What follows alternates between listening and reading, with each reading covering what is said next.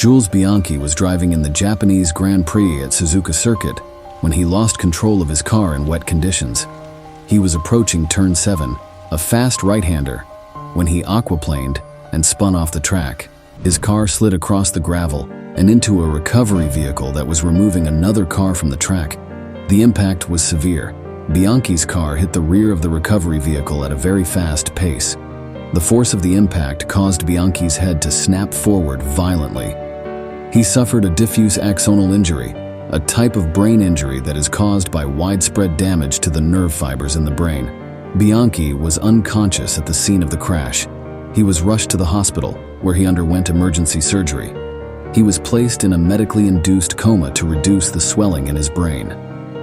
9 months later, on July 17, 2015, Jules Bianchi passed away at the young age of 25 years. The investigation into Bianchi's crash found that a number of factors contributed to the accident, including the wet conditions, the speed at which Bianchi was traveling, and the presence of the recovery vehicle on the track. The crash also led to a number of changes to safety procedures in Formula One. These changes included reducing the speed limit under yellow flag conditions, increasing the distance between cars and recovery vehicles, and making changes to the design of recovery vehicles. As we delve deeper into this tragic story, we'll explore the factors at play, the decisions made, and what was the actual causes of the crash, and whether was it inevitable. Jules was born in Nice, France, on August 3, 1989. His father, Philippe, was a kart track owner, and his mother, Christine, was a former ski instructor. Jules had 2 siblings, a brother named Tom and a sister named Melanie. He was born into a racing family. His grandfather, Mauro Bianchi, was a successful GT racer, and his granduncle, Lucien Bianchi, won the 1968 24 Hours of Le Mans. Jules was determined to follow in their footsteps, and he began karting at the age of 3. Jules's passion for racing was evident from a young age. He quickly rose through the ranks of karting, winning numerous championships. In 2007, he made the transition to single-seater racing, competing in the French Formula Renault 2.0 series. He won the championship in his first season, becoming the first driver to do so since Alain Prost. In 2008, Jules moved up to the Formula 3 Euro Series, where he finished 3rd in his first season. He also won the prestigious Masters of Formula 3 race at Zolder. In 2009, Jules joined the RT Grand Prix team in the Grand Prix 2 series. He finished 9th in his first season, which was a disappointment for him. 2 years later, in 2011, he finished 3rd in the championship, behind only Romain Grosjean and Guido van der Garde. Bianchi's performances in GP2 caught the attention of the Ferrari Driver Academy, and he was signed to the program in 2012. He was also given the opportunity to test drive for the Sahara Force India Formula One team. Bianchi made his Formula One debut in 2013 with the Marussia F1 team. The team was not one of the frontrunners, but Bianchi showed his potential by scoring points on 2 occasions. His first points finish came at the Monaco Grand Prix, where he finished 9th. In 2014, Bianchi remained with Marussia and had a much stronger season. He finished 17th in the championship and scored points on 4 occasions. His best result was 9th place at the Monaco Grand Prix. Despite his good performances in Formula One, Bianchi was still relatively unknown to the general public, because of course everybody remembers the top performers like Lewis Hamilton, Nico Rosberg, and Fernando Alonso. And it was also due to the fact that he raced for a small team like Marussia. Jules Bianchi was becoming a rising star in the world of Formula One. He was driving for the Marussia F1 team, but he was already being considered as a 1ST driver for the young Ferrari program. Bianchi had always dreamt of joining Ferrari. He grew up watching the team's success, and he was inspired by drivers like Michael Schumacher and Fernando Alonso. He knew that it would be difficult to achieve his dream, but he was determined to make it happen. Jules Bianchi deserved Ferrari drive more than me, says Leclerc, and he'd have been faster. His performances on different events caught the attention of Ferrari, and he was invited to test drive for the team at the end of the season. Bianchi impressed Ferrari with his speed and consistency in testing. He was offered a reserve driver role with the team for the 2015 season. This meant that he would be ready to step in for either Sebastian Vettel or Kimi Räikkönen if they were unable to race. Bianchi was thrilled to have joined Ferrari even though it was only in a reserve driver role. He knew that this was a big step towards achieving his dream of racing for the team. He was a very skilled engineer. He had a deep understanding of the technical aspects of Formula One cars, and he was able to provide valuable feedback to his engineers. This skill was particularly evident during his time at Marussia, and Bianchi often had to deal with difficult cars. It was October 5, 2014, and the stage was set for the Japanese Grand Prix at Suzuka circuit. The weather conditions were treacherous, with heavy rain and mist.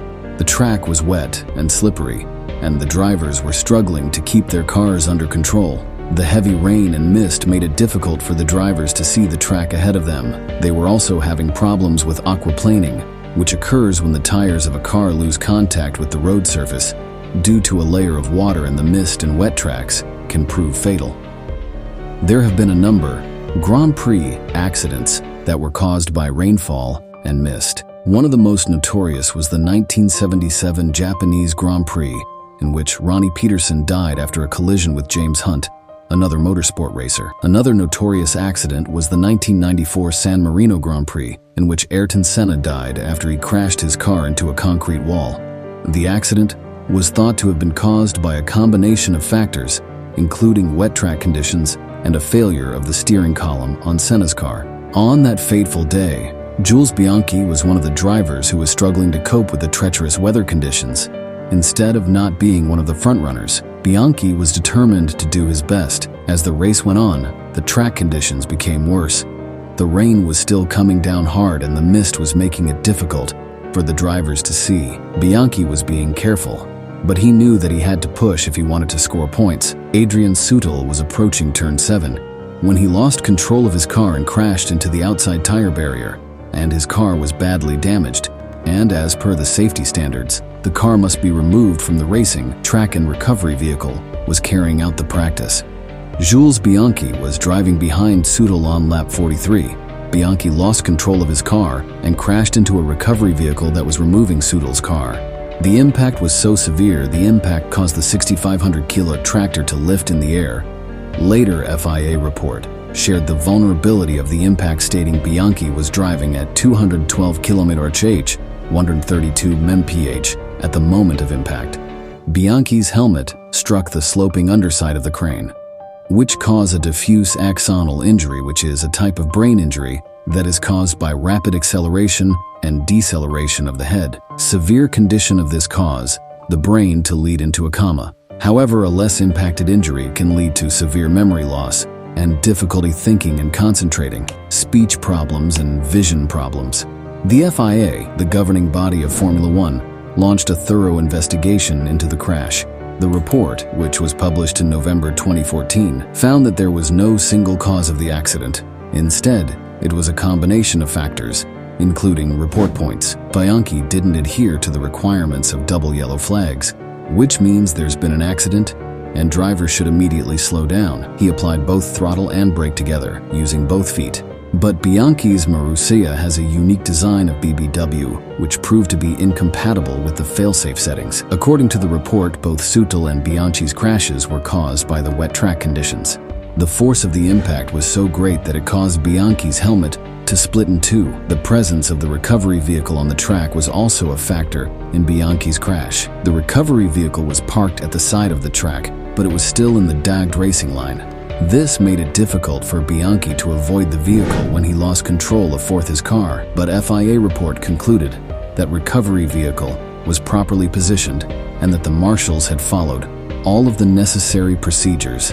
However, the report also found that the recovery vehicle was a potential hazard, especially in wet conditions. The report recommended that recovery vehicles should not be deployed on the circuit until the cars have slowed down significantly. The FIA report also made a number of other recommendations, including improving the visibility of recovery vehicles in wet conditions, developing a system to warn drivers when there is a recovery vehicle on the circuit, reducing the speed of cars under double-waved yellow flag conditions.